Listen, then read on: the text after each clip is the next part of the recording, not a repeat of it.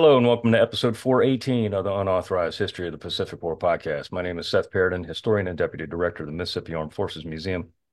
And with me, as always, is my esteemed co-host, retired Navy Captain Bill Tody, former skipper of the fast attack submarine USS Indianapolis, Commodore of Submarine Squadron 3 in Pearl Harbor, and many others. How are you this fine September 17th, Bill? I tested negative for COVID, so I'm over that. And my wife found me a John Partial wallpaper shirt. How's it look, Seth? It looks good. If you were in John's study, I couldn't see you. I wouldn't be able to see you. Yeah, exactly. That's beautiful. And it's nice. I like it. Yeah. I like it. Good. Right. Quite evidently, we have our third member of our crew with us today, our fantastic friend, awesome historian, John Partial. How are you today, John? I'm doing great. Thanks. Glad to be here with my wallpaper and the whole thing. I too am, camouflage to be able to Yeah. blend The into the flower background. thing. Yeah. I'm always drab. I'm wearing my Mississippi Army National Guard polo shirt, so there we go. Yeah. I'm One of just- these days, again, we're gonna have to Yeah. pull out the triple Mandelbrot shirt. You know, I thought about that. I thought about doing that today, Yeah. but it was like, do we? No, we have to coordinate that. Okay, Yeah. keep that in mind. Yeah. All right. We need to Right. make sure that happens again very, very soon. We got a lot of episodes, the three of us together coming up, so I sense We got to get I some sense use out a of it, 'cause I ain't- wardrobe coordination soon. Okay. right, Sounds right. good. Because I am never wearing that shirt off of this podcast, so we got to get some use out of it. I don't know. I don't know. I got you. I think we're all going to try and be in New Orleans for the World War II conference again this year, and Maybe we're there. man, I tell you what, they'd be able to find us in a crowd. Yeah, they would. They would. Yeah, they would. Yeah. There's no doubt. All right. No, all right. Anyway, let's get to the point here. Iceberg, by definition, an iceberg is a large chunk of ice that floats freely on the open water of the ocean. Icebergs are often, Titanic, considered major maritime hazards and are potentially deadly forces of nature that, given the right time and place, can cause significant issues with man-made plans and equipment. Unlike many previous operations, the name given to the final great operation of World War II was, for once, appropriate. Icebergs often only show but a small portion of themselves above water, often less than 10% of their actual size and potentially destructive capability. Like its aquatic namesake, Okinawa, the focus of Operation Iceberg, would also just show a smidgen of its potential, at least initially. In the days that followed the landings in what was the largest amphibious operation of the Pacific War, Okinawa would appear to be a cakewalk, easy meat. Yet as the campaign entered its next stages, the iceberg that was Okinawa and all of her defensive networks revealed itself to be the true horror that it would become, both ashore and at sea. In the last great battle of the greatest war in human history, the last and deadliest campaign undertaken by American arms in the Pacific War would prove itself to be an iceberg of death, frustration, misery, and mind-shattering ferocity, the likes of which, even at this stage of the war, American and Japanese eyes had yet seen. Fighting ashore, which will be the focus of these next several episodes, took place in some of the most picturesque and pastoral lands yet trod upon by American servicemen in the Pacific. The island, with its large civilian population, would serve as the scene of some of the most horrific and heartbreaking episodes of the entire war, and would also serve as a measuring stick from which Allied planners used when contemplating the future prosecution of the war to its bloody and atomic end. Operation Iceberg was aptly named. The iceberg of misery that was Okinawa would slowly reveal itself to Marines and GIs ashore, and would occupy a space in their collective memories until the last warrior passed away. I know that's a very melodramatic buildup, but I think it's very accurate. I really do. Yeah, this is It big. is. This is Yeah. this, and if you've ever been to this place, yeah, it's a real eye opener. I mean, even for somebody who's been to, Iwo Jima and seen what a meat grinder that was, this place puts everything else to shame. Yeah. Bill, you were going to say It something? does, and it's yeah. I think we've all three been to it. I spent some time at Surrey Castle there. And the Okinawa people, it's a bit of an enigma because Okinawans were not ethnically Japanese. The native Okinawa language was not Japanese. Many mainland Japanese did not consider Okinawan people to be Japanese. For centuries, Okinawa was under its own rule, the Ryukyu Kingdom, but regional hegemony caused ownership of the island to pass back and forth between China and Japan. In fact, The conflict between China and Japan on many of the islands in this area continued to this day. And yet, when it came to the 20th century, make no mistake, the Empire of Japan considered Okinawa to be Japanese homeland. But that certainly complicated the whole Yeah. dynamic that was going on here. Didn't it, Yeah. guys? Yeah. Yeah. Okinawa's a really interesting place because of that. Basically, the Satsuma clan, who were in the very southern tip of Japan around Kagoshima, during the time period when Japan was completely isolated, the Satsumas were making bank because they were acting as smugglers to bring in things like silk and medicines and stuff like that the Japanese wanted but couldn't get through normal channels. And the gateway for all of that smuggling was Okinawa. And so eventually, what ends up happening in the late 1800s is the Satsumas are like, maybe it would be better if we actually owned Okinawa instead of just using it as this sort of, Mos Eisley spaceport kind of place. And so they came down and grabbed it. And this happens, just 10 years before the US annexes Hawaii. So there's some sort of interesting parallels there, too. But the result is that, yeah, you've got this fairly recently acquired chunk of land. Okinawa had only been a Japanese possession formally for about 60 or 70 years. And so the people are very different. They've got their own dialect. It's a very different vibe on the island, as you know, having been there. And that's still the case today. That you go to Okinawa, it's got a lot of it's almost like a slice of Waikiki that's been transported to Japan, and there's a big American influence there. There's a lot of spam sushi and, Mm. taco rice and just all sorts of weird kind of blended stuff. And that was true even before the American presence, that Okinawa has always been a sort of distinct animal. And that vibe definitely permeates into the battle as well. So it's very strategic for Yeah. many, many reasons of we're going to spit them out here in just a few minutes, but it sits about 300, it being the Ryukyu Islands, of which Okinawa is the largest, sits about 350 miles as the Yep. crow flies from Kyushu. So it's close. It's within, certainly within bomber range, Yep. easy bomber range of Kyushu.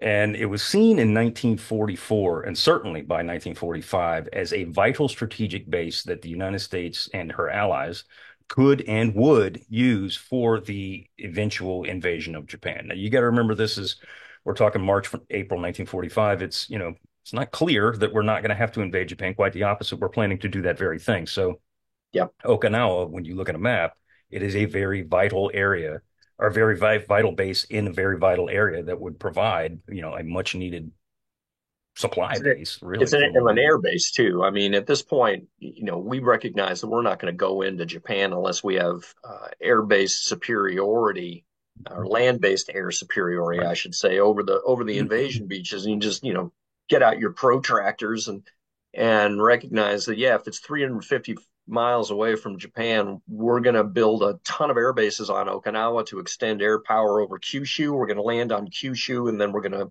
to, do the same thing there so that we can enable the next jump up to Tokyo. You can really look at the Okinawa campaign as the first step towards that eventual invasion of the Japanese islands because we have to have the air bases that are on this place. When you mention that, it reminds me of what we talked about when we did the air battle of Formosa. And we're going to mention Formosa here in just a few minutes, but the air battle of Formosa, I think we said that it was the first event of what became the Battle of Leyte Gulf. And if you look at it from that perspective, this is the Yeah. first event of what would be Operation Olympic, which would, of course, is the invasion of Kyushu, which is the invasion of the home islands of Japan. So Right. it really kind of is it's the preseason, if you Yeah. will, to the Right. to the Yeah. to the big game. Yeah. Yeah, and the other thing it does, of course, too, in combination with capturing the Philippines, if you capture Okinawa, that really puts paid to the entire Japanese supply line that's running back from the southern resource area back to the home islands. Once you capture those two locales, there's no way the Japanese are going to be able to bring convoys through to the home islands or anything like that. And in fact, I believe the last tanker that made it into Japan makes it in March of 1945, just right before the Okinawa invasion goes down. once Okinawa is secured, that's absolutely ironclad at that point. There's not going to be any ships getting back up. Right. Bill, you got the map up. You want to show us what you got? Yeah. Yeah, I do. I'm just some real time Google mapping here. So Okinawa, right, is right in here, just as you guys were saying, about 350 miles down to Kyushu in Japan. Then we got, you talked about Formosa, Taiwan over here, and then the Philippines, Hainan over here, where we talked about during the South Pacific raids by Halsey. So yeah, you can see how strategic this island really is, Yeah. um, in the middle of everything. Yeah. So there's a chat we're going to have about Formosa and King, and that conversation really needed to take place as a Formosa versus Philippine conversation.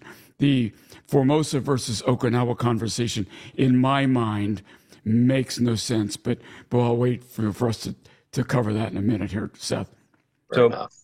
let's talk about why Okinawa. I mean, we mentioned it, but let's get into the deets, as the kids say, as to why Okinawa is as vital as it's going to be, or theoretically would be. It's a big place. Yeah. 485 square miles ish, pretty close to that. It's got large areas of flat land and already has two major air bases on it, Kadena and Yeah. Yontan. And we can get into that here in a little bit too. But it's like you said, John, it was going to be, an air bastion Yeah. for the United States and her allies, as well as a warehouse, Right. a supply warehouse for everything. I am choking to death. That's I'm not a sorry, good guys. look. Yeah, no problem. Yeah, Naha, which is on the northern coast there, is a pretty major port. So it's got docks and facilities. We can bring supplies in as needed. Two big air bases, as you say. Kadena to this day is arguably the most important air base in the entire Pacific. It's where a lot of the U.S. muscle has been for decades at this point. So yeah, there's just a lot of good stuff here from a logistical standpoint to get ready to do this invasion. And in fact, when we're thinking about forward projecting to that invasion, one of the things that's going to be happening is that we're going to be bringing all of 8th Air Force and its bombers over Yes. from Europe. 8th Air Force is going to be based right here on this island. So yeah, this is a major marshaling point, if you will, for a future invasion. Another vital aspect of the area, and you're going to see this more when we get into the naval aspects of Okinawa, and we're going to do several episodes on that too, are the what I call the retos, Karama Reto specifically. Yep. There are all these little fly speck islands that are all around the area, and a lot of them have is deep water ports, and they're teeny tiny, Yep. but they're sheltered anchorages that could, and of course, as we know, will be used by the fleet for supplies, for replenishment, for repairs, for you name it, whatever. These things are going to be used here, and it's all part of this whole operation. So it's not just Okinawa.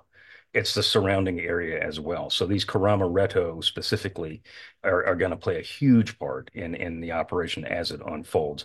So it does have its drawbacks, though, as we're going to see. And it's going to play, some of these drawbacks are going to rear their ugly head in the campaign. Mhm. It's a subtropical climate, which means It's hotter rain than blazes and rain, a and rain.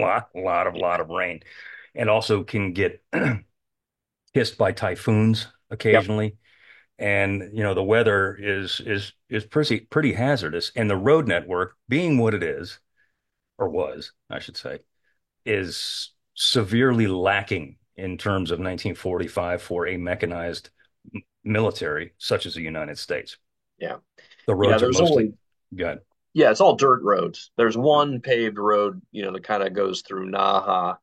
Um, so yeah, that's a bummer. But then again, we're also sort of used to that at this point, and there's nothing we do better than build bases and roads. But basically, what that points to is there's going to have to be a lot of logistical, upscaling before we can actually use this thing as a base. And it's going to be a bummer from a mechanized warfare standpoint, of course, actually trying to capture this place because yeah, the road network is nothing to write home about. So it And goes. when those rains come, and Yes. just spoiler alert, as Bill always says, they're Yeah. gonna come. When they Yeah. come, they're gonna turn that place into a morass. Right. And this is what happens in Japan just in general. Anybody who's lived there will tell you what the deal is. You know, you get through winter, you make it to April, and that's the beginning of the rainy season. And it just rains and rains and rains and rains and rains and rains for like 6 or 8 weeks. And as soon as the rain is done towards the end of May, the rain stops and the temperature just jacks up into the 90s and it stays there for the rest of the summer. It just gets really hot and muggy, and that's the way it is. And Okinawa is particularly that way. So it does have, or did, and again, I keep saying does because of the modern, but it did 1944, 45, had a lot of villages in it. A lot of villages, there's some, and we can get into the civilian population, and we will, I know here later on in this episode, but, there were around 65,000 people in Naha alone, which is not a small No. amount of human beings in any kind of village or town at all. 65,000 people in 1944 in Okinawa, that's a lot of people in a town. Yeah. However, a lot of these people had been displaced by American air raids, and you pointed out, John, that the Japanese had pulled a lot of their people out of there. Yeah, the total population of the island was around 300,000. And the commanding general, Ushijima, who we're going to talk about here fairly shortly, had been pressing to get these people off of the island if at all possible. And I was just doing a little more reading on this. It looks as if he was able to actually get about somewhere between 50 and 80,000 people off of the island. That's So impressive. that's commendable. Yeah. But those efforts had also been retarded by the fact that a lot of the people were really scared to make that journey because of what happened to. There was a ship, I can't remember its name right now, it was carrying about 1,500 refugees, was sunk by a U.S. submarine. Only 250 of the passengers ended up surviving, and the majority of the victims were school children, like Hmm. 850 or 890 kids drowned as a result of that submarine attack, which for an island of 300,000 people, that's just catastrophic. So as a result of that incident, a lot of the people were really hesitant about getting on other ships and trying to make the journey up to Kyushu. Well, understandably so. Bill, as early as 1943, Okinawa had drawn the attention of American planners. Let's get into some of this short end discussion here.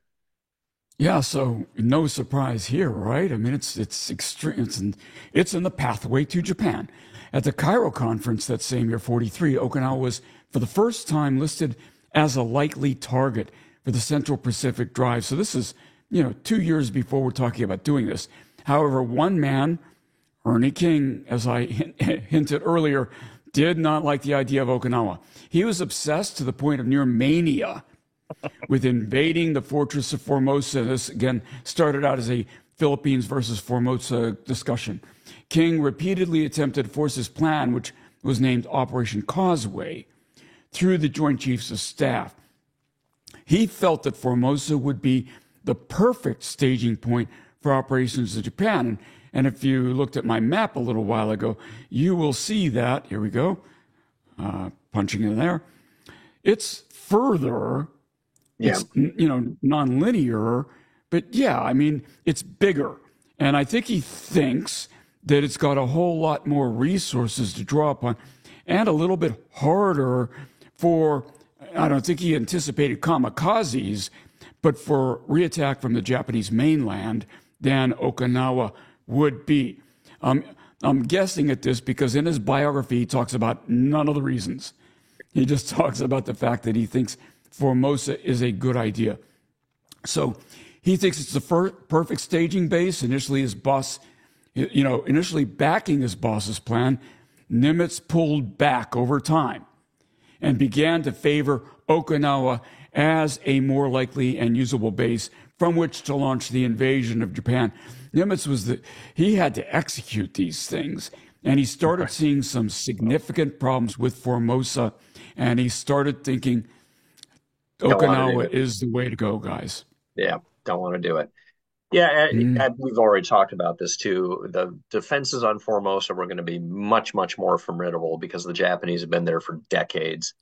It's very, very mountainous, among other things. And the other thing, just glancing at your map, it's going to be much more difficult to establish air supremacy over southern Kyushu if you're operating out of Formosa because it's 700 or 800 miles away from that place. And even with a pretty long range plane like a Mustang or something like that, the whole thing is silly in my opinion. I mean, Okinawa is just obviously the much more applicable base for doing what we think we're going to do.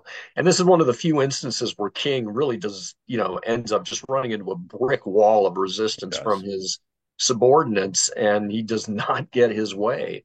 And eventually, Yeah. yeah, they just kind of all rebel, and then it's like, no, we're not doing this. This is dumb. We're going to do Okinawa.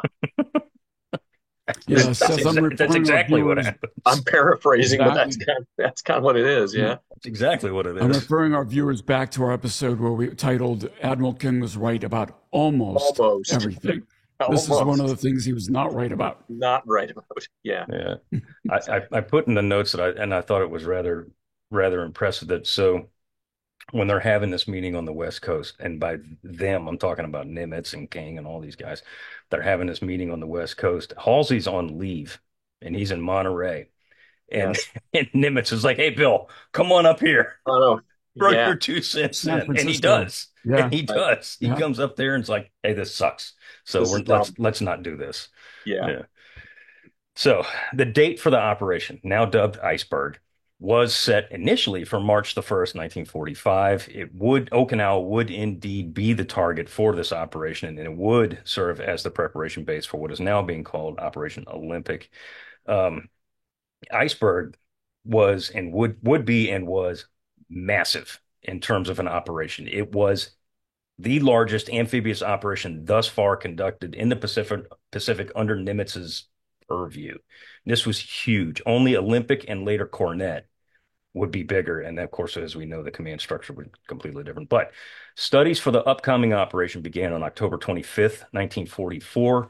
Admiral Raymond Spruance was in overall command of the operation from the very, very start. And Spruance's usual team of Mark Mitcher with 58 and Kelly Turner in charge of the Alligator Navy were all regulars in the mix for the Central Pacific invasions. Um, the outsider, as it were, and we're going to talk about this cat for a minute, was General Simon Bolivar Buckner. Buckner was assigned as the commanding general of the 10th Army. 10th Army was the massive, and I do mean massive, American unit that would make the initial assault, finally capture Okinawa, as well as the smaller Red O's mentioned that we mentioned just a few minutes ago. So Buckner had been around. He's new to the conversation that we're having here, but he had been around before. He was a 1908 grad of West Point. He spent a great deal of his early career in the Philippines, so he was familiar with the region. He was familiar with the people. He was familiar with the culture. He saw no combat in World War I, but spent that portion of history teaching at West Point, Fort Benning, and Fort Leavenworth. During World War II, he spent 1940 to 41 in the Alaskan frontier and the Army's Alaska Defense Command. And John, I think we may have actually talked about him because Bill was, I think he had his shoulder surgery when we did the Aleutians campaign, and we talked Yep. about Buckner there. But he was in Yeah, charge of that operation there too, wasn't he? that's right. Yeah, he was the driver up in the Aleutians. So in July 1944, Buckner sent to Hawaii to form and organize what would be the 10th Army. He was a tough guy, but he was respected, under those by those underneath him. Unlike other armies in the Pacific or corps commanders, and I'm talking about Holland Smith, Buckner preferred to spend his days at the front lines. Mhm. He is very Bob Eichelberger-esque. Yeah, Like he's a guy that's at the front lines all the time, and his subordinates are like, "Hey, boss, you really don't need to be here. You probably shouldn't be here."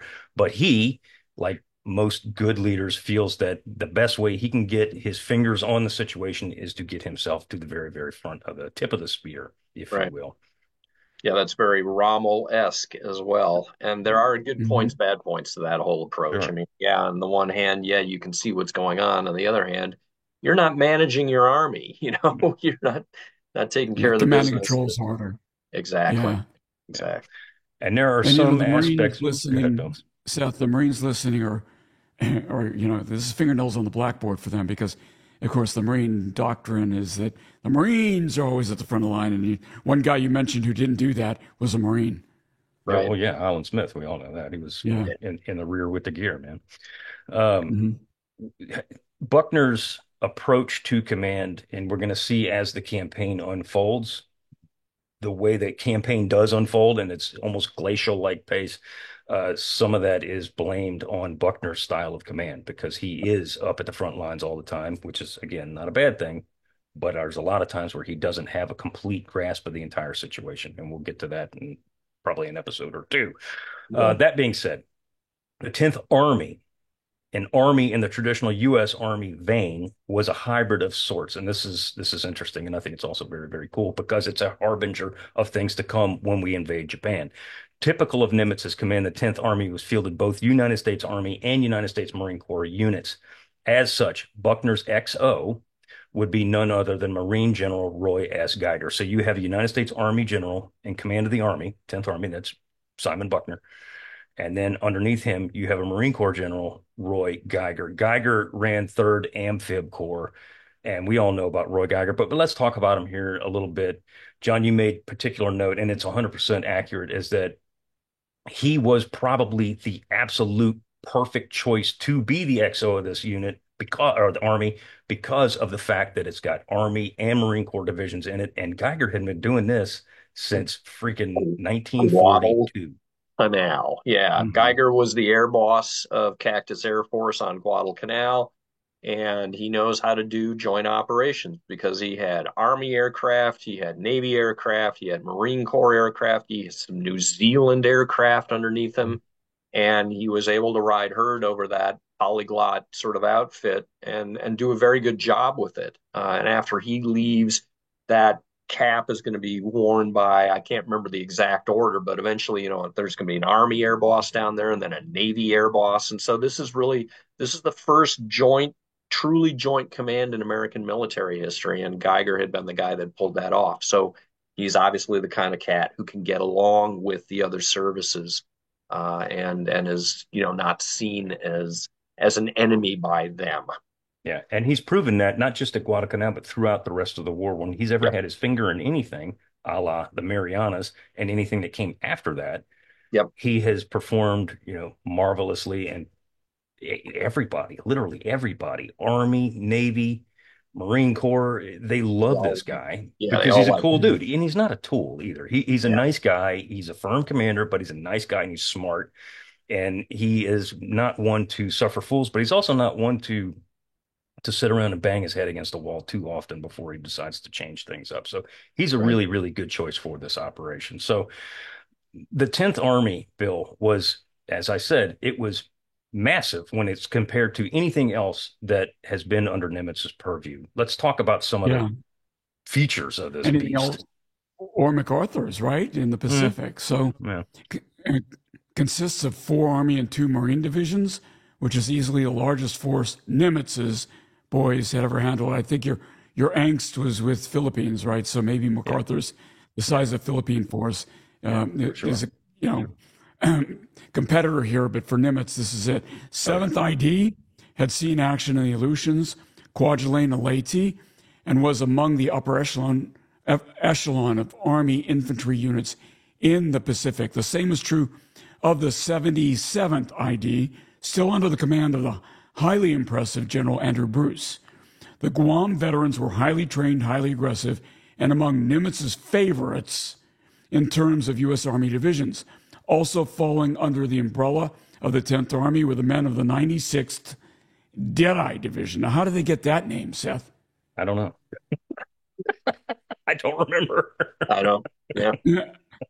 Yeah, all right. Oh, sorry. I thought it was lobbing you a softball. You let it drop. Right here. Yeah.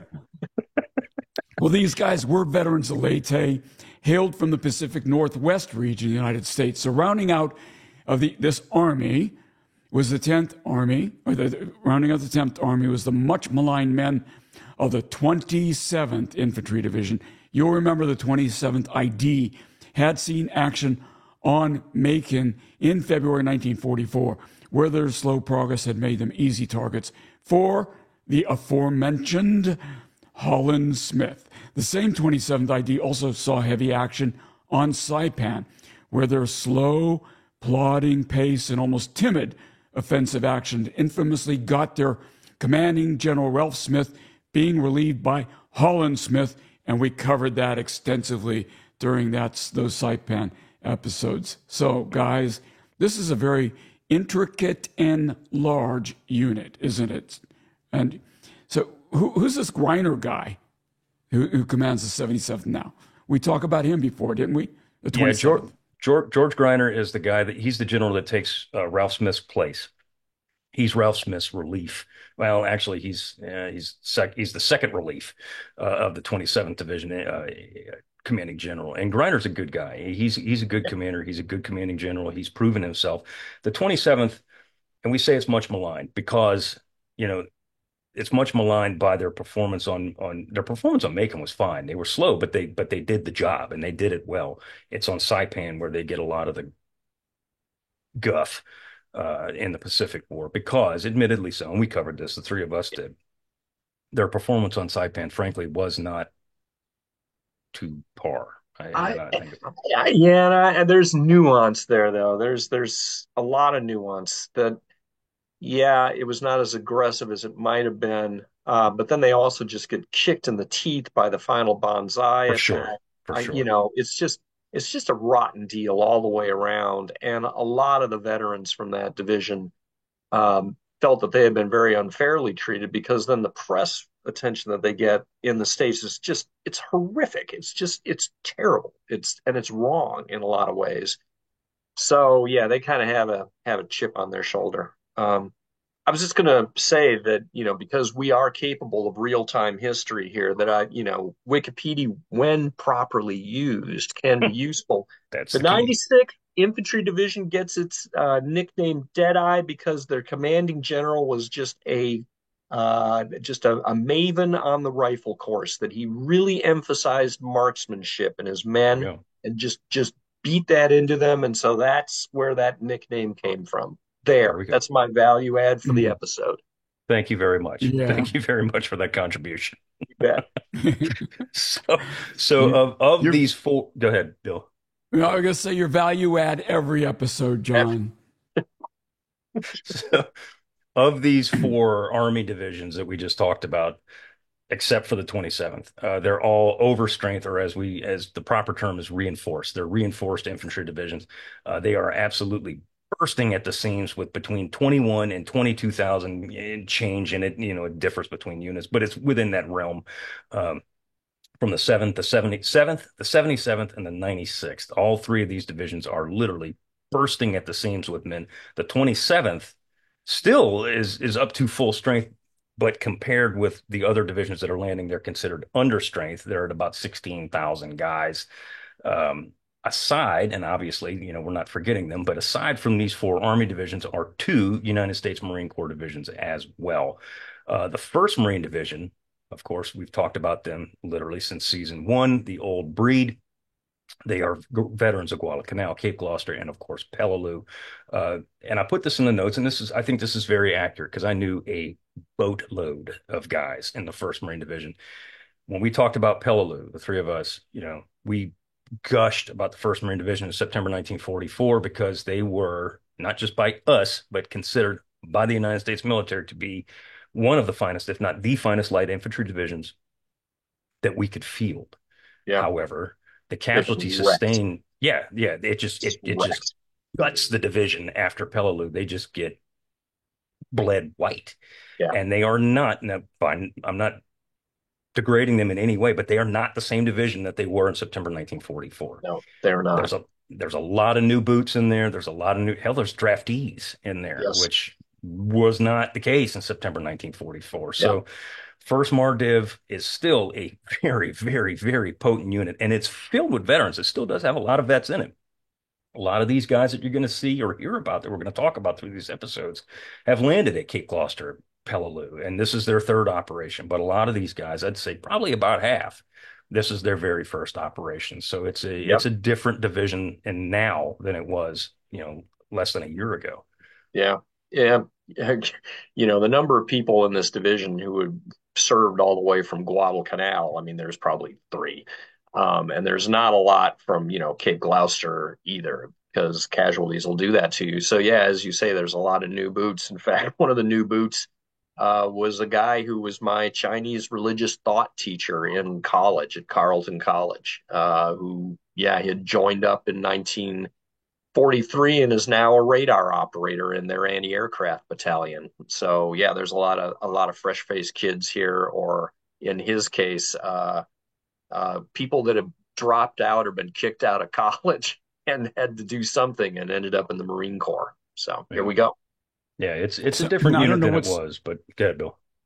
I'm sorry, I don't know what's more surprising about that statement, John, that you went to Carleton College or that you took Chinese religious thought as one of your courses.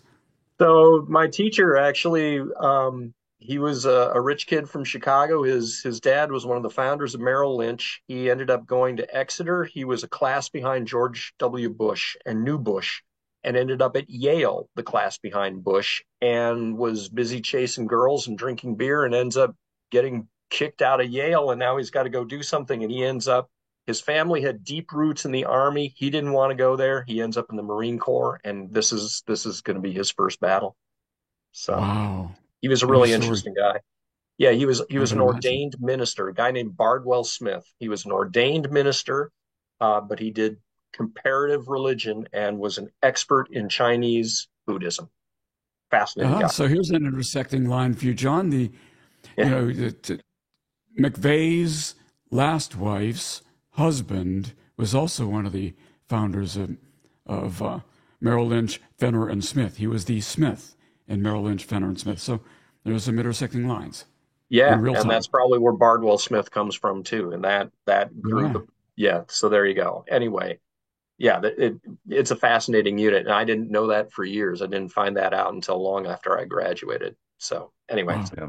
sorry, didn't mean to tank there. Nope, nope, nope, No, it's nope. So, along with the Old Breed, the First Marine Division is the Sixth Marine Division. We have yet to talk about these guys. They are the only United States Marine Division that was formed, activated overseas. They were activated on Guadalcanal in September 1944. Um, and this is very true. The Sixth Marine Division resembled very closely the Fifth Marine Division, that of course gets shredded on Iwo Jima. Leadership started at the very, very top of the Sixth Division, and it was led by the legendary Lemuel Shepard. Beneath him, the Marines in the Sixth Marine Division are bursting with talent, and they again, like the Fifth, are just Yeah, flush with veteran cadre. These yeah, guys, the sixth pulled, or well, the Marines pulled all these guys that were spread out all over God's creation in the Pacific and some back in the U.S. that had been, at Guadalcanal, at Tarawa, at where the hell ever, and they started popping these guys into this division to form it just like they did with the fifth. So these guys are yep, coming in here and they've got a ton of combat experience to teach these young cats, and I'm talking young, I'm talking like 17-year-old, 18-year-old boys yeah, what war is like. The Fourth Marine Regiment, of which they're a part of the Sixth Division here, and it's named after, of course, their famous pre-war China Marine regiment, was filled, and I do mean filled, with former Marine Raiders, right, Paramarines, and combat veterans. The whole fourth, well, the vast majority of the Fourth Marine Raider Battalion is just going clunk and it's plopped right into the Sixth Marine Division. So I mean, these guys right. are some bad dudes. These are some bad boys here. Yeah, and that's one of the things that makes this division kind of weird when you look at its three regiments. You've got the fourth regiment, and then you got 21st and 22nd, I believe, and that's 22nd, 29. 20. Okay, yeah, these way down the batting order kind of Yeah. regiments. And you're just like, who are these guys with again? So Mhm. again, that's an intentional, let's take a bunch of cadre, really experienced cadre, and plunk them into this particular regiment, and then Yeah. build that division around them. And it really is, if you look at it, it's a mirror image of the fifth division. And Yeah, it's this untested unit that's filled with all these guys who've got this, crap load of combat experience. and this goes way right back to the first Marine Division as well in 1942. Mhm. Exactly the same breed. You take a bunch of really old, experienced guys, you give them a bunch of fresh boots who are young and healthy and smart, and you beat their pour your brains into those kids, and you came up with a very effective unit. It's going to work here too. Yep. Yep. So 540,000 men are listed under the 10th Army, was the largest amphibious invasion force ever put under Nimitz's care, as we said. I'm going to say that again, 540,000 guys. A lot of However, dudes. Yeah, it is. But as we all know, over half of those numbers, over a half a million, it's very deceiving because only about 183,000 of those were actual combat troops. Of course, everybody else, what is it, like 14 guys to one? It takes, 14 men behind the lines to support one infantryman. If I think that's what it is. I think it's It 14. takes us 14 guys behind the line to support one Yeah, infantryman. Yeah, that's the yeah, infamous yeah, teeth to tail ratio, and nobody does it like America. Because yeah, well, we're all about logistics and about boom boom. It takes a lot of people driving trucks and moving shells around to keep the guns fed, and that's just how we roll. So, Yeah. yeah. And the Marines would say it takes the Army to do that. So, and you're not but in the necessarily Army's wrong. Yeah, no, and they're not necessarily. But in the Army's defense, they provide a lot of logistics for the Marines. So this yeah, is also it's true. yep, And good. as we're going to see as we keep rolling through this episode, it's the United States Army that gets their teeth kicked in and before the Marines ever do. When people think of Okinawa, like they do any other any operation in the Pacific in which Marines are involved, they automatically think that the Marines are the first ones to fight and do the majority of the fighting. That is not the case. That is not Case here. the case. Not Yeah. at Not all. here. So the overall plan for Iceberg was like just about every other American amphibious invasion in the Pacific War, and as I put in the notes, which is to say straightforward. John, the beaches are big. It's a Yeah. large landing area, but it's going to be very, very simple, isn't it? Yeah, I mean, basically, what we're going to do is there's this sort of little peninsula that sticks up on the northern shore of Okinawa, and it's got 5 miles of beaches, and they're lovely and sandy, and we're just going to drop four divisions abreast on those beaches, all in one swoop. So that's what we're going to do. Bill, yeah, I was going to say, There it Bill, is. pull up the map and show us what you got. Four divisions Yeah, abreast. yeah. There you go. And to your point, Sixth Marine Division minus. So the Army divisions were generally overstrength. This division is surprisingly understrength. The Corps Reserve 29th, and then a feint or demonstration by Second Marine Division down here, and I think that's near White Beach in Yeah. modern parlance here. So again, four line abreast, as you said, John, and then the plan is simply hit the beach and spread out. Yep. It ain't complicated. Yep. The army is going to turn to the south, and they're going to advance to the south towards Shuri Castle and Naha. The Marines are going to go north and clear the rest of the island, including the Motobu Peninsula, which you can just sort of barely see at the very top right corner of that map. Yep, up in there. So that's how we're going to roll. The Army will have the southern sector, the Marines will have the northern sector, because we don't really know where the Japanese defenses are, as we're going to talk about. Mm-hmm. So just to And notice there's a line right over here. We're going to refer to that line later. Yep. So just to give it a detailed look, the Sixth Division is going to hit Green and Red Beach, while the Old Breed's going to land at Blue and Yellow. To the south of the Old Breed, the Seventh Infantry is going to land at Purple and Orange, while further south of that, the 96th Infantry Division is going to hit White and Brown Beaches. And it's important, I'm glad you put this in the notes because I did not, is that the 77th Infantry Division was also going to land on the western island of Iishima, and the 27th Infantry is going to be held in reserve. And of course, obviously, they're going to make their presence felt here in the very near future. The invasion beaches, which are dubbed the Higuchi beaches by American planners, lay between the two Okinawan airfields, Yantan, which is in the Marine sector, and Kadena, which is in the Army sector. Like every operation we've ever done in the Pacific, it's all about the airfields. The airfields are the initial primary objectives, and as such, were needed immediately.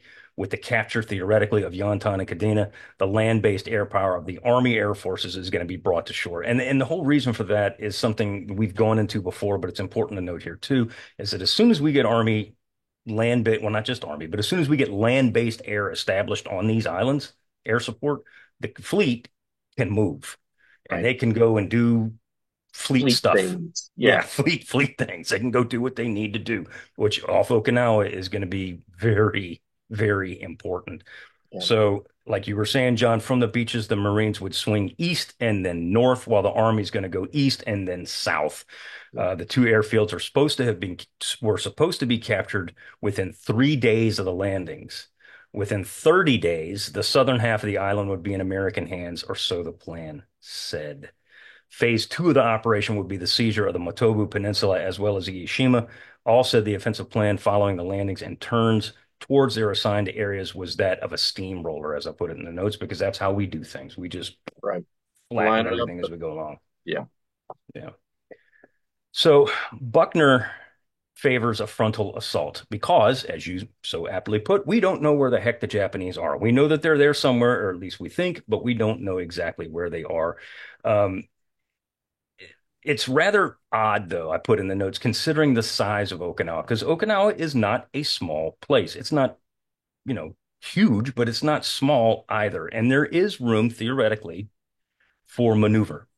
Yeah. And we all know that that's what the American army, especially in Europe, likes to do: fire maneuver, fire maneuver, fire maneuver. But Buckner is going to go with the tried and true Pacific War tactic of just putting everybody on line abreast and just pushing. Shoving.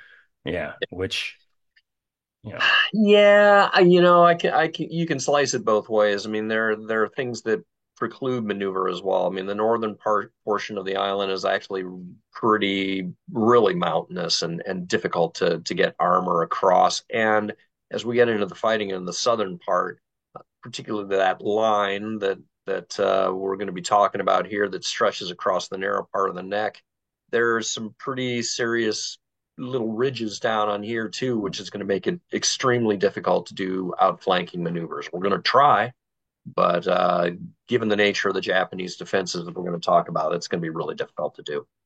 But indeed, you're right that there is an ongoing debate to this day about what role should a maneuver played in this battle. Were there other opportunities to do things like additional landings and whatnot that could have helped unhinge these defenses? We'll get into all that.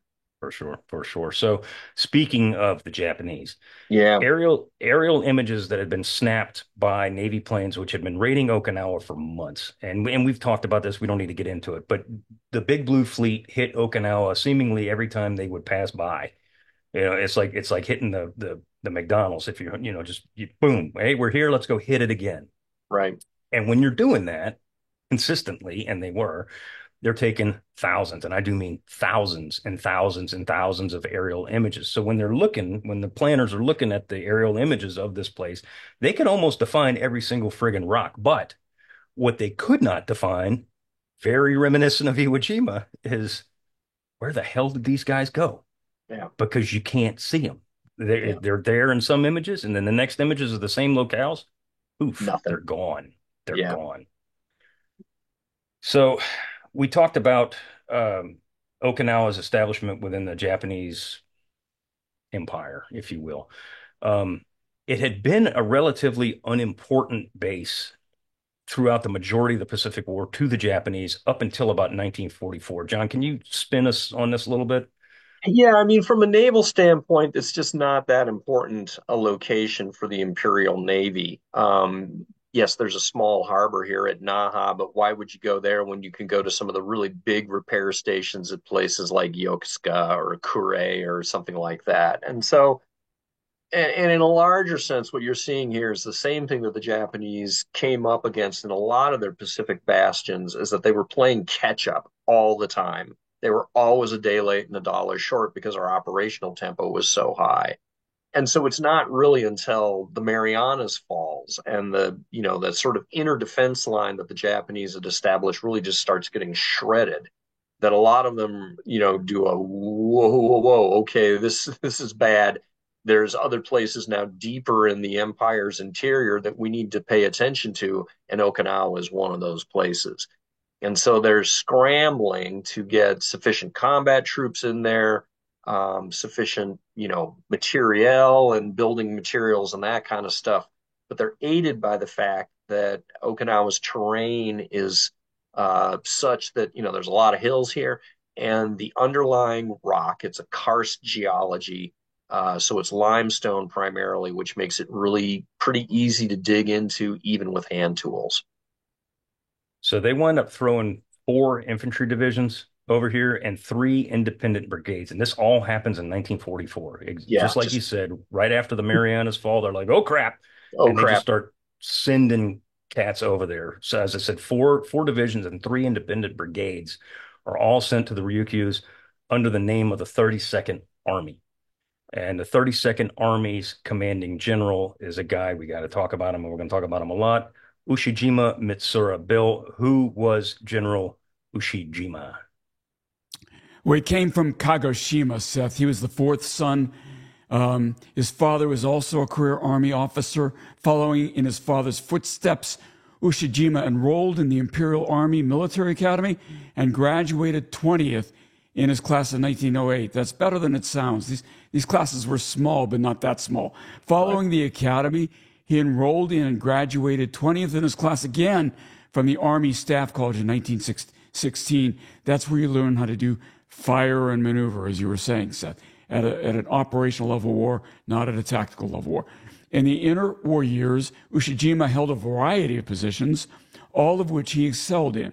From 37 to 39, Ushijima saw extensive combat in China, a great training ground, not so great for the Chinese, playing a leading role in Japan offensive actions from battling through Shanghai. Ushijima compiled an impressive record while often leading his men from the front lines.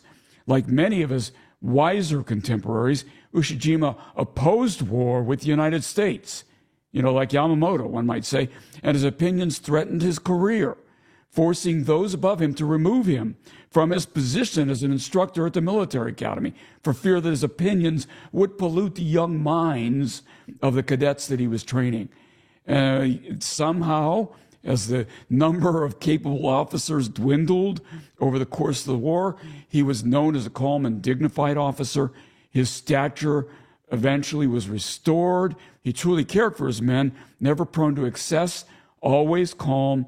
He exemplified the dignity of the pre-war IJA that suffered so mightily during this war.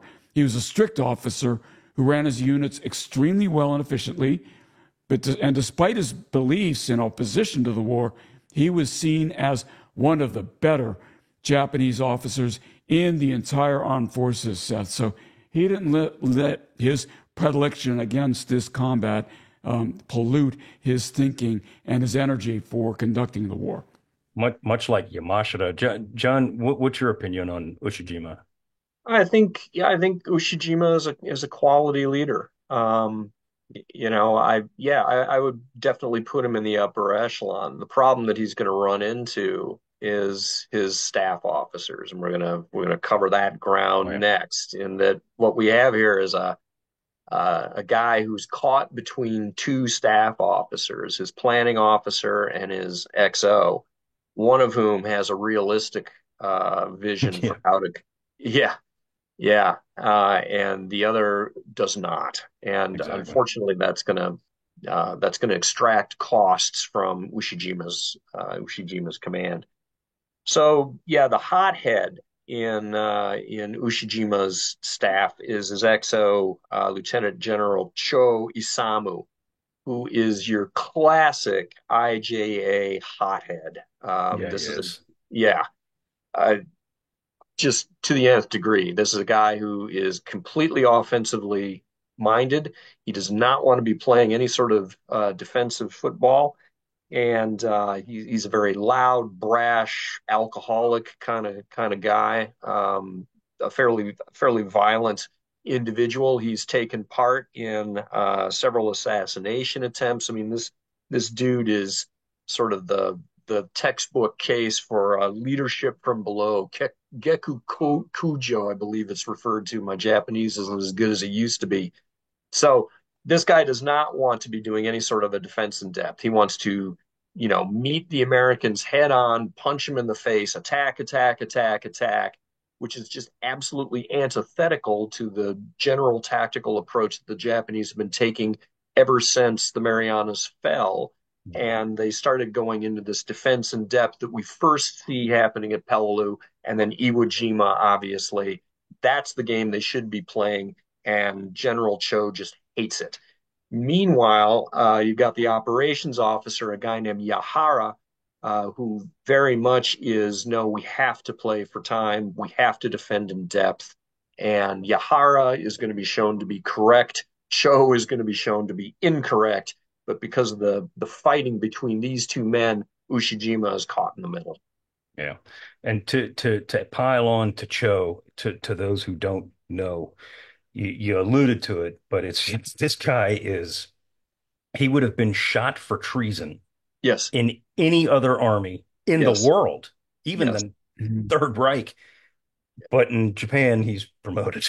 He's Right. literally promoted. The guy was a member of the right-wing hotheads known as the Cherry Society. Look these cats up. These guys consistently plotted Bazaars. political assassinations. Yeah. They consistently tried to force a military dictatorship, which is, technically kind of what we have in Japan, but to a different degree pre-war.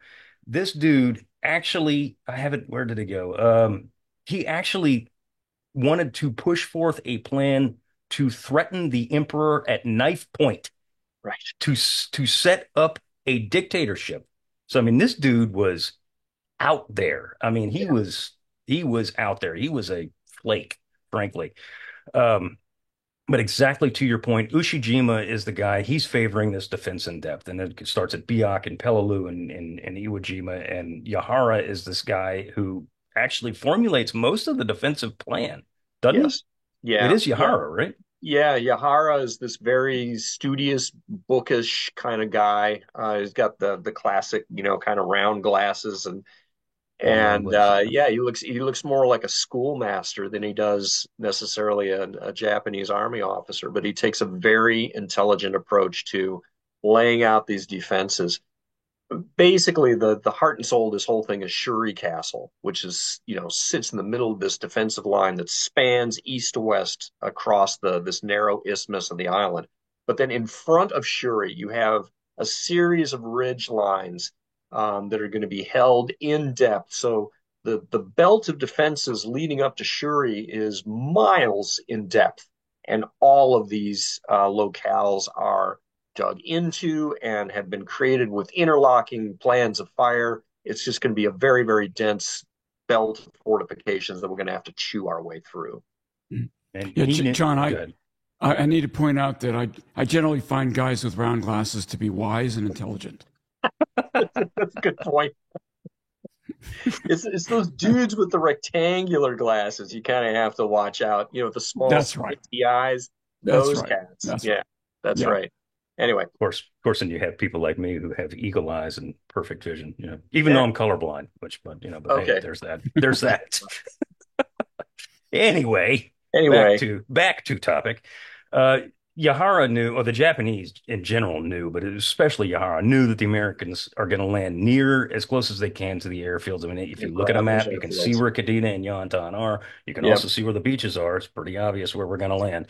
And they're a They, stone's throw from those beaches. I mean, those Mhm. airfields are right up on the beaches. Yeah. What's the distance there? It's not. It's only a handful of miles. It's not that It's far. not even that. I mean, yeah, it's Yantan is like half a mile from the beaches or something like that. Is And it when that you, close? yeah, it's pretty dang close. Yeah. And Kadena to this day, when you're up there, those planes take off. They go right over the water when they take off. So yeah, these airfields are within easy grab range of those beaches. We're assuming that they're going to fight us tooth and nail for them, and that's why we slate 3 days to actually capture them. But in terms of physical distance, no, they're not very far away at all. Yeah. So he's going to cede those beaches and the airfields Yeah, to us. So there's going to be, I mean, there's which there's is there's a little combat, but not a whole heck of a lot in that area, which of course blows Cho's mind. He's like, "What? yeah, What the hell are you doing?" And right. he's Yahara's saying, "We're not going to fight these cats here because it's it's not indefensible territory, but it leaves the Japanese open for what we can and only we can bring to the table, which is smothering amounts of naval gunfire Absolutely. and air power. It would just absolutely annihilate their people in that area. And Yahara knows this. So he's like, nah, we ain't doing this. And it, Yeah, infuriates Cho to no end. yeah, Um, let's see. The Japanese, they dig in on the south end of the island, and their plan is to destroy us, Bill, as we're moving south against the heavily fortified installations. These static defenses are going to become known as the Naha Shuri Yanaburo line. They stretch from the island capital, Naha, on the west coast to Yanaboru, a port city on the island's east coast. And it's a series of lines, isn't it, Bill? Yeah, it is. So let me jump here. So here's the first line. But as you said, this is a highly sophisticated defense in depth strategy, the kind that killed us on Iwo Jima. So it's going to be the phase lines. John created a great map of the phase lines. Where is it? My goodness, I should have that ready to go. Just as There. ready as Here you're. we There go. we are. Yeah, here we go. So again, the landing beaches are up a little bit north of here, and then there's phase lines as the Army. Remember, the Marine Corps is going south, north. The Army is going south. The phase lines have been drawn in such a way that the Japanese have one line to fall back, then they fall back to the next line, then they Yep. fall back to another next line. Classic defense in depth, really, really well planned out. So these series of strong points would run along those ridges. The Surrey Castle is the ancient castle, still there today. Great place to visit. You've got a Yeah. concentric rings of fire zones, and they did a really good job of building this up, didn't they, John? Yeah, absolutely. I mean, sort of in popular mythology, when we think about this battle, we look at the big name battles, Kakuzu Ridge, which is one of the first, and then Hacksaw Ridge, which is a further ridge in the back. But the truth of the matter is that, if you go and read the histories, there are names for every one of these topographical points, adjacent to Kakazu, because there's battles going on in all of them as well. And so it's important to get in our minds that there's not just one or two ridges here. There's dozens and dozens of pieces of high ground, all of which have been, sewn together into this one cohesive defensive plan. And so the adjacent hill over here is probably bringing fire down on Kakazu and vice versa. It's all interlocking. It's all, part of one big zone, a big kill zone, if you will. Artillery then becomes a very important factor as well. And the Japanese have got a lot of artillery pieces here on the island, including some very heavy pieces, 150 millimeter in a lot of cases. They got a lot of those big spigot mortars as well. You can still see some of the 150 millimeter pieces that were destroyed during this battle or captured during this battle in the museum at the Yushikan in Tokyo. So there's a lot of big pieces here. And unsurprisingly, given the time that they've had to dig all of this ordnance in, the Japanese have all, tried to do as much pre-registration as possible to make sure that, there are sophisticated fire plans in place that if the Americans show up at this location, they could just drench it anywhere along the line, just drench those locations with a lot of counterfire. And And they were they've done. using reverse slope emplacement too, right? So no Yeah, direct fire could take them out. that's right, and that's another prominent feature of this battle is that you've got a ridge like Kakazu. Not all of the gun slits are facing to the north. There's Right. a lot of the firing pits, mortar positions, foxholes, and that kind of thing on the reverse slope, meaning we can't hit them from the direction that we're advancing from. But if we get lucky enough to get to the top of this ridge, now all of a sudden all these cats on the reverse side of the ridge are looking up at us, and we make a beautiful target, right up there on the top of the ridge. Yes, you usually do want to control the high ground, but with enough reverse slope defenses, it makes the capture and the retention of that high ground extremely expensive, and we're going to see that over and over and over again in this battle. And that's the key word is retention. It's not that we Yes, can't get up there, it's that we have can't stay. significant, yeah, we have significant issues holding that ground because of the amount of the sheer amount of fire that's coming through. And it's Yep, rifle machine gun fire and all yep, these positions, not all of them, but a lot of these positions are dug in a la Iwo Jima into these natural caves that are on these ridges or they're in these ridges technically. And yeah, they're built into such a way that they're almost impervious to anything but direct fire or a dude with a satchel charge to right. get in there and blow these things to smithereens. The other thing to keep in mind too is that the terrain is gradually climbing from north to south as it gets higher and higher as it's going towards Shuri Castle. If you're standing on Shuri Castle up in the ramparts there, you can look north and see over all of the intervening ridges and actually see up to where the landing beaches are. So that means that a ridge like Kakuzu is lower than Hacksaw, which is behind it. So that means that the Japanese defenders that are on Hacksaw and the other ridges that are, the next belt down can command fire down on top of you if you've just grabbed the top of Kakazu.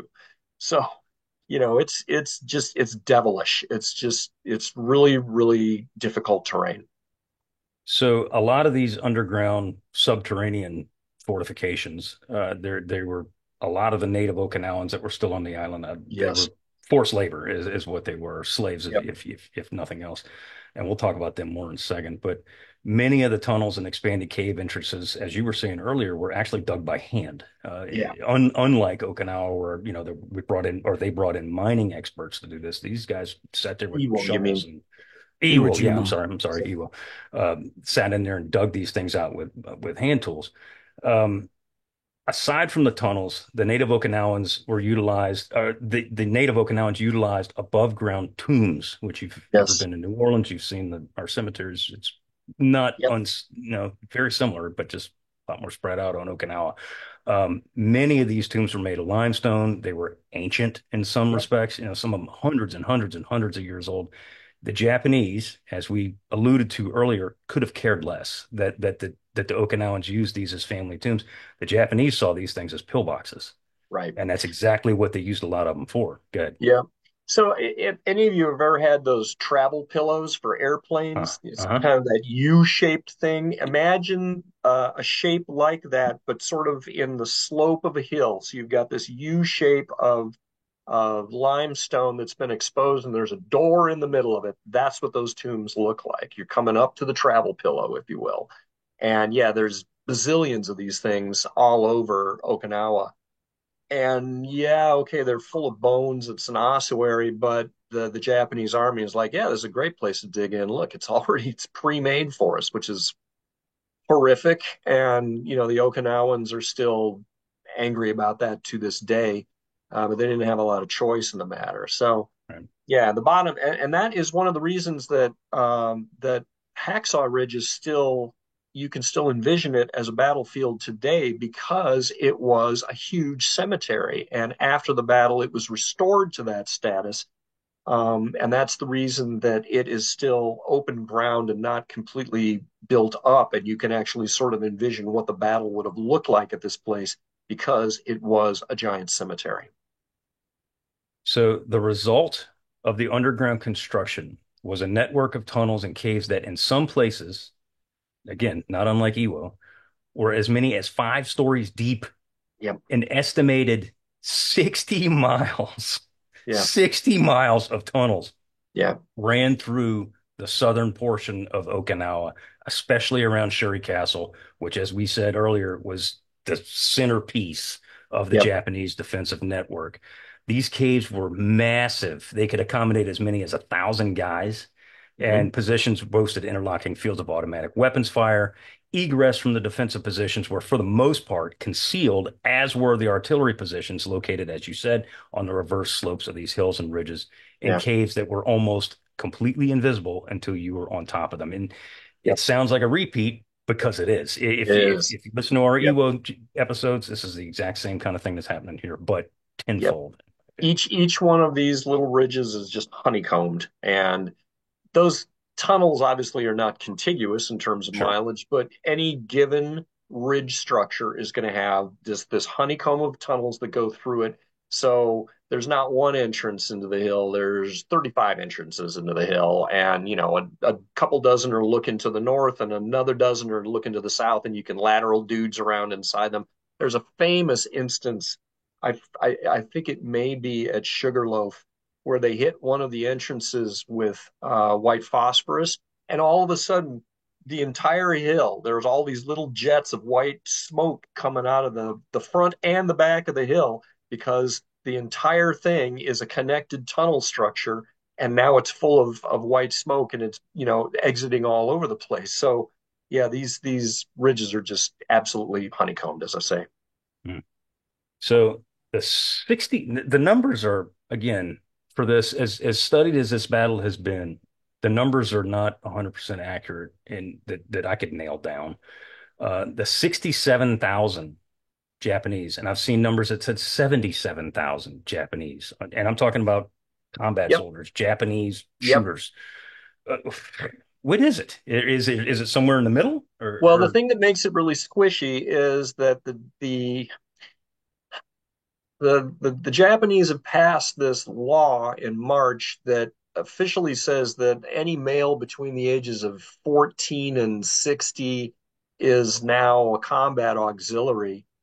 And that gets unevenly imposed. But here in Okinawa, what ends up happening is the Imperial Army comes in and they start conscripting large numbers of Okinawan civilians.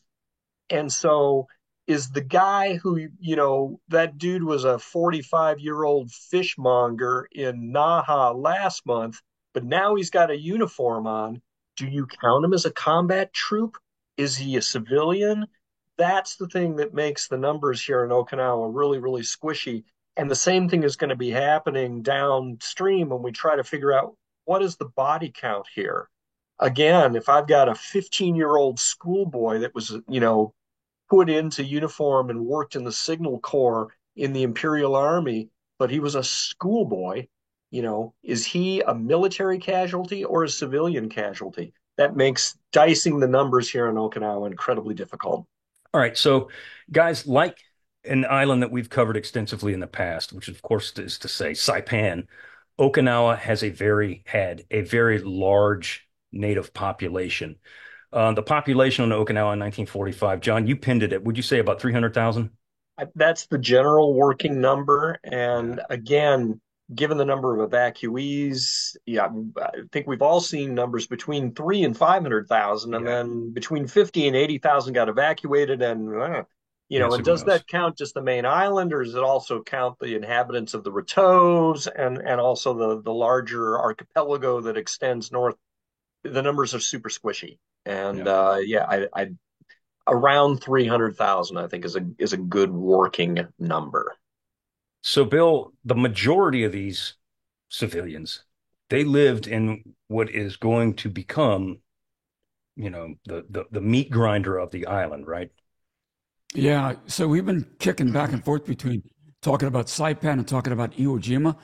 The sad part of this is that Okinawa takes the worst parts of both, right? It's got the Yeah, it tunnels does. of Iwo and the civilians of Saipan. This is just Yeah, heartbreaking. And yeah, so before World War II, the Okinawan population maintained a largely rural agricultural society. The islanders fished and raised sugarcane, sweet potatoes, rice, and soybeans. All that rain really did, support that rice economy. The Japanese mentioned before saw the Okinawas as inferior, which is driven by the history that we talked about early on, right? So, although speaking a Japanese dialect, I'm going to use this word, please forgive us, but this is the word that was frequently used It's true. when Yeah. it came to the Okinawa population. The Japanese would often refer to them as a mongrel race. Mhm. They were placed well below even the lowest Japanese class of native on the home islands. Back in the feudal days of Japan, there was this class of people called, I think it was referred to as Eta. And these Okinawans were seen as on that level, right? So the Japanese conscripted well over 39,000 locals, as John said, into the military just by putting uniforms on them. right. And they treated those conscripts at even lower level than most, which was really, really something. They didn't treat any of their soldiers well. These folks were treated kind of like they treated the Koreans Yeah, as non-Japanese, right? So there's a lot going on here, guys. yeah, it's a mess, and this is one of the things that the Okinawans remain bitter about to this day. And it's fascinating from sort of an interpretational standpoint. When I do this World War II museum tour, we start in Tokyo, we go to Hiroshima, then Kagoshima, and we end up in Okinawa. The museum that we do up in Tokyo, the Yushikan, which is attached to Yasukuni Shrine, has just, a far right interpretational spin. And by the time you get down to Okinawa, the interpretational spin has done a complete 180. And so in their museums, they're like the orders from imperial headquarters for the conscription of the Okinawan civilians into the military, particularly our children, were unjust and immoral and illegal, which would just make the Yushikan people's heads explode.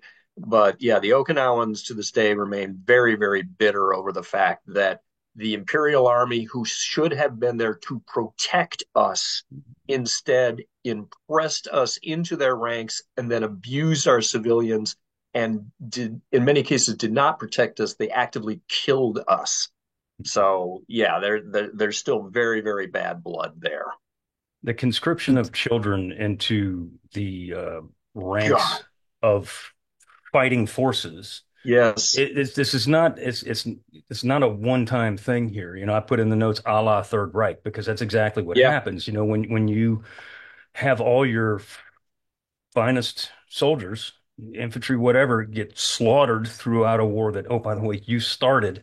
right, You have to go back and you have to pull the youngest and most impressionable people. In Germany, it's a little bit of a different set of circumstances because they're pulling mostly HJs, the Hitlerjugend, and who are true believers. They, as I right. always call them, they're true believers. It's a little bit different situation here, but falling empires, failing empires, whatever you want to call it, or wannabe empires, their last death throes, it's always the same thing. They're always Spending the pulling seed in. corn, Yep. Yep. They're pulling in the innocent, they're pulling in the young and the impressionable, and the ones who necessarily can't fight back. right? Have And no pulling out of, ability. yeah, Go ahead. Yeah. pulling out of girls' schools, weren't they? Yeah, and this is one of the most difficult parts for me when I do those tours. There were 21 secondary schools on Okinawa, both boys and girls, and the Japanese military culled students out of all of those schools.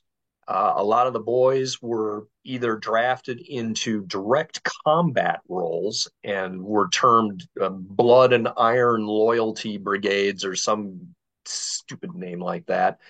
Others of the boys were impressed into the Signal Corps, which is at least a little more sheltered from direct combat. The girls, meanwhile, from 9 of the high schools, were recruited as nurses or nursing aides, really, and are being fed just a total line of baloney that, you're going to be working in clearly marked Red Cross field hospitals. You won't be under any fire whatsoever. And by the way, the glorious Imperial Army is going to completely defeat the American devil invaders, and so everything is going to be fine. And you just know how this story is going to turn out. So, for instance, in the southern portion of the island, there the Okinawa Normal and First Girls High Schools. 222 of their students are mobilized into what becomes the Himayuri student corps. Some of the other girls' schools were formed into other corps, the Pure Spring, the High Virtue, the White Plum student corps, and all of them are basically dragooned to be nursing aides in these field hospitals, which in most cases are not in buildings, they're in caves that are stuffed full of nasty, rudely constructed wooden bunks that are very soon going to be just absolutely overflowing with horrendously wounded combatants. So, yeah, a grand total of around 1,700 school children were moved into the Imperial Army in this fashion, and a lot of them are not going to make it through this battle. Yeah. And when you say school children, I mean we're not talking kindergartners, but we're not talking. 14 to 17. Yeah, I was going to say we're talking middle school to Yeah. junior high to high school age Yep. people, kids, Kids. kids.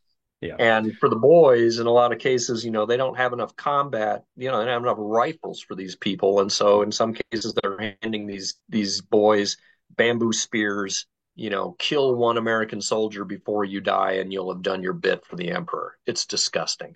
And believe me, and the setup for this is all we're building to this calamity Yeah. that is going to befall the Okinawan population. And by the way, the Americans on the other side of those weapons too. Yeah. And I'm referring specifically to, Marines up around the towards the end of the battle when the Japanese are literally herding people down in front of their infantry assaults at broad Huge daylight shields. or Yeah. yeah, or nighttime. It doesn't matter. And these Marines have to learn pretty quickly that, oh yeah, you don't want to kill these civilians, but you don't have a choice. And Right. it's wanton slaughter of a Yeah. civilian population, unfortunately, by the American military who had no choice. It's Yeah. either them or us. And it's just Which this, again is one of the yeah, reasons that the Okinawans remain so incredibly bitter towards the Imperial Army because of yeah, this sort of behavior. yeah. So the Japanese herded literally most of the population to the south. We talked about this before, but we're going to say it again because it's important. And I put in the notes, infected the local population with the propaganda that the Americans were here to kill, eat, rape, you name whatever bad thing you could come up with. The GIs We and the gyrenes supposedly are going did to it. do it to you. Yeah. Yeah. And so whatever you do, don't surrender because these people are literally going to cut you up and eat you alive and all this other Garbage. nonsense. Yeah, Yes. crap. Which, of course, to impressionable, especially young minds, is going to stick. Yeah. It's going to stick. And Yeah. yes, there are a lot of prisoners that we take on Okinawa, but there's a lot of people who choose the Don't other. make it through. Yeah. Right. So we now have another island like Saipan, except here we've got 15 times the population to play with. And yeah, you can imagine what's coming. Oh yeah. And So go of ahead, course, they Bill. have photographs of civilians, dead civilians from Saipan. I'm sure they used those to their advantage as well in Yeah, adding to this propaganda in Okinawa. that's absolutely right because in the Japanese media, the example of the Saipanese civilians who would kill themselves was extolled as these are the people that are fulfilling the proper way Right. for Japanese civilians to behave in time of war. Isn't this glorious? And yeah, cherry blossoms Mm. and broken crystals and all that nonsense garbage. Anyway, so The yeah, the all death of that cult. stuff is being fed to the Okinawan civilian population here, who are already scared and hungry and have been under bombardment aerially from the Americans as well. They know war is coming, and so yeah, it's just a witch's brew. Setting Mm. up for another human catastrophe. Yeah. So Spoiler alert. yeah, really. The L Day landings, as it was said, L Day stands for Love Day, which is an ironic, Very yeah, very, very much so. Love And Day by the way, on April. Easter Sunday. Yeah, April Hmm. Fools too. Yep. Yeah. Yeah. It's very Oh, ironic the weird. way things shook out. You got L Day, Love Day, it's Easter Sunday, and it's also April Fool's Day. And the way things pan out here on the landings, it kind of like, Yeah. it was almost providential. So we were telling our people that the landings on Okinawa were going to be an absolute bloodbath. We were saying that the Japanese resistance on the beaches would be fanatical. Casualties among the assault troops would be absolutely horrendous, a la Iwo Jima. As a Yep. precaution, the Navy unleashed a massive pre-invasion barrage. As we know, doesn't do a whole hell of a lot because they're shooting at positions where there ain't nobody in them. Yeah. The with relatively few with few exceptions, most of the landings on Love Day, Bill, were unopposed. There were a few firefights here and there, but expecting the worst, things did not exactly go out as planned, did they? Mm.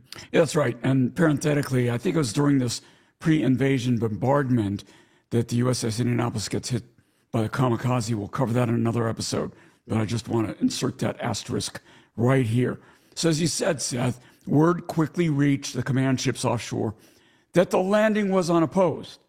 Those who came ashore among the first wave saw the results of the naval shelling, which had destroyed the seawall that was supposed to have been a slaughterhouse. Huge holes were blown into the wall by large caliber naval shells, and the only dead creatures on the beaches were a few chickens that had been blasted away from nearby farms. So across the landing areas, men from the Army divisions, as well as the Marines on the left flank, moved inland Finding no resistance began to pick up pace. The further they moved, the more suspicious they became, expecting an ambush at every corner. Yet that ambush, at least initially, never came. The lack of resistance allowed the Americans to pour assets ashore. Remember the ducks we talked about, the still operate on the Potomac River in Washington, D.C. today, LCVPs, LVTs, LSTs. These craft dropped tons of supplies ashore, taking advantage of the enemy-free zones of landing. We've never found enemy-free zones before. Yeah. So by Not like this. nightfall on I L was Day, go ahead, jump in. I was just going to say that, and ironically too, all of this is being watched by the Japanese Mhm. 32nd Army's senior officers. They're all up on the slopes of Shuri Castle, and it must have been an incredible spectacle because, of course, there's hundreds of American warships offshore and thousands of landing craft doing their thing. And yeah, these guys are just taking all of that in. So, and we ain't And they there. know it's not going to end well. But Right. but you know they had to have been impressed by the firepower and the Yeah. might that they're witnessing. But these guys have not yet begun to fight, Seth. Yeah. No, I Exactly. mean they were under no false illusions as they were going to win this battle. You know, Mhm. not Joe, Yeah. Yahara and Ushijima specifically. They know. They know this is their last stand, that they're going to die. And ironically enough, Yahara lives, but that's another Yeah. story for another day. But Ushijima knows that this is it. You This is it. know, we're not going to live through this. Their only goal, and it's very similar to Okinawa, I mean, to Iwo Jima, is to Play for time. play for time and bleed us as much as physically possible. So they Yep. know that this is their final stand. So to your point exactly, when they're standing up on those ridges and they're watching all this oomph come Yeah. ashore, it's, it, it, You it had know. to be chilling. It had to be chilling. Absolutely. Yeah. Yeah. It's a lot of So hardware. by nightfall on L Day alone, there were more than 60,000 Americans ashore on Okinawa. 60,000 Amazing. Americans ashore. 60,000 dudes is a lot of dudes to drop on shore in Yeah. less than 24 hours. It's less Yeah, than the, 24 hours. the dude per minute ratio has to be way higher here. Per minute. Dude per minute. Yeah. So by the end of L Day, by the end of the first day of the operation, all the western beaches are under control, as well as Kadena and Yantan airfields. Some units had penetrated as far as 4 miles inland. And while the landings had been bloodless, as I said, some Japanese had been encountered inland, resulting in a grand total of 28 Americans killed in action and 104 wounded in action on Love Day alone, which is a far cry from anything that we had been expecting. All told, Loveday had lived up to its name, and I put that, I was obviously being very sarcastic. For the majority of the Americans ashore, the Americans controlled an 8 mile long stretch of beach, and at some points, American held ground extended halfway across Okinawa's midsection. The weather was clear, hadn't started raining yet. The countryside was absolutely beautiful, and the ground is soft and easy to dig in. For the GIs of the 96th Infantry Division, they referred to Love Day and the next several days as a, quote, walk in the park, unquote. Kelly Turner, John's favorite admiral, shot a message to, sorry, I had to. Mhm. he, he shot a message to Admiral Chester Nimitz and said, I and may I be quote, drunk. yeah, really, he probably was. He said, and I quote, I may be crazy, but it looks like the Japanese have quit the war, at least in this sector. And gentlemen, they most certainly had not. Guys, Yeah. I think as we have gone on for an hour and 45 minutes, I think we should probably pause here because, as we've said before, this is a tremendous operation and there is so much material that we want to talk about that we're Mhm. going to put the kibosh Cliffhanger on it. it right here. Put a Mhm, pause on it. Is this mhm. how the battle ends, Seth? Most certainly not, my friend. No. Most All certainly right. not. I didn't think so. So, is there anything else we want to pile in here before we get to next week when we cover the what everybody wants to hear, which is of course the gun Boom, shooting boom. and Yeah. the kaboom. I think we're good. So, Yeah. Yep. all right, All right. cool. All right. Well, with that, we want to thank you very much for listening in on our conversation. Please subscribe to the Unauthorized History of the Pacific Border podcast wherever you receive your podcast. Give us a rating and review. We do appreciate it. If you're not already looking at it, look at our YouTube channel called, well, you kind of get the idea. If you have a question or a comment, send us an email at unauthorizedpacificpodcast@gmail.com. I have started responding to those emails. Have you? Yeah, I have. It's only taken me 2 months, but I Huh. have started. I'm chipping All right. away. I'm Great. chipping away. So again, if I haven't responded to you, I'm sorry. And if my responses have been very, very short, forgive me, but I'm sorry. So, but anyway, thank you very much for sending us an email. We do read every single one of them. Honest to God, we do. We might not respond to all of them, but we do read to them. Um, so with that, I just want to thank you all for listening and or watching. Once again, my name is Seth Paradin. John, always a pleasure. Thank you again, and we will see you next week and for the Yes, next sir. several weeks as we dig into the meat grinder Okay. that is I. And we're just talking about the land stuff. We're not even talking about the. The juicy naval stuff, which I can't wait to get to either. Oh Yeah. yeah, oh yeah. Yeah. We're getting Good there too. times. We're getting there too. All right, Yep. Bill, bring us home. And I'm Bill Tody wearing John Parshall's wallpaper. I will see you again next week.